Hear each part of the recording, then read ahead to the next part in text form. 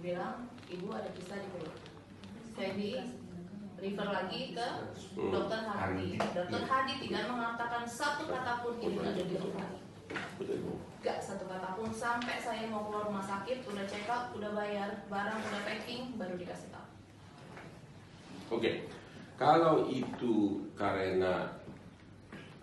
benar diangkat hidung tulur, berarti kan karena ada kanker gitu. Harusnya begitu kan? Gini Bang, maaf. Betul, ini nggak mengikat, ini hanya bicara dulu. Ya. Pengertian kami kalau diangkat hidung tulur berarti karena ada kanker. Betul.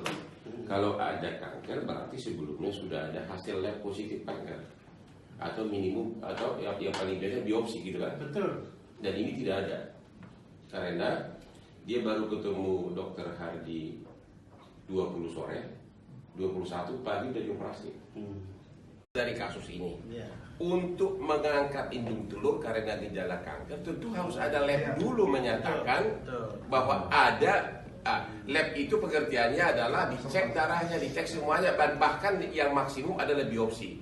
Tidak bisa dokter kandungan dengan mata mengamati dengan muka gitu ditutup kan, oh ini ada kanker nih gitu loh. Tahu dia, jangan-jangan dia lagi mikirin si Inem waktu itu. Nah itu maksudnya. Jadi secara SOP Bapak setuju kan bahwa memang untuk mengambil indung telur gara-gara alasan kanker memang perlu lab terlebih dahulu. Ada observasinya. Benar Pak, setuju kan? Saya mau kasus ini lah. Setuju, abangnya Setuju, oke. Abangnya setuju. Abang sendiri kasustis kok di. Secara SOP maksud saya.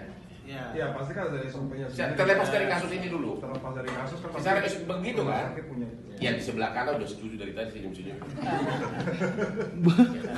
Ya, yang kedua, sesuai penglihatan dia pada saat operasi dia galau, dia pikir itu hidung telurnya ada kanker, langsung diambil dibuang. Itu aja. Jadi nggak ada medis, nggak ada pre-medis apapun. Satu lagi bisa Bang? Oke. Ya. Gantian dong. Oh iya. Ya. Ya. Dok, biasanya itu perlu waktu berapa hari dari mulai uji lab atau biopsi itu sampai bisa dinyatakan pasien itu kanker? Gimana dok? Secara SOP gitu aja. Ya. Nah. Ya, jadi itu kasustis, Pak. Tidak semua namanya pasien itu satu sama lain sama. Nggak, kita nggak usah lihat kasus yang ini. Maksudnya untuk menyatakan pasien ini menderita kanker kan harus melalui proses uji lab dan biopsi Pak ya. Nah itu biasanya SOP-nya itu berapa hari sih hasil lab itu bisa ketahuan kalau si pasien ini menderita kanker? Berapa hari Pak?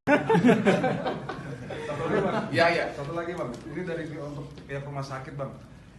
Apakah pihak rumah sakit mempunyai standarisasi khusus untuk melakukan operasi baik itu kecil ataupun kelas ya berkelas untuk operasi berat? Mungkin pertanyaan lebih detail begini, tanya ke beliau, nanti dia jawab. Ya. Sebelum you mengambil indung telur orang karena kanker, Ya. SOP-nya gimana gitu loh? Iya, SOP-nya itu. gimana Pak?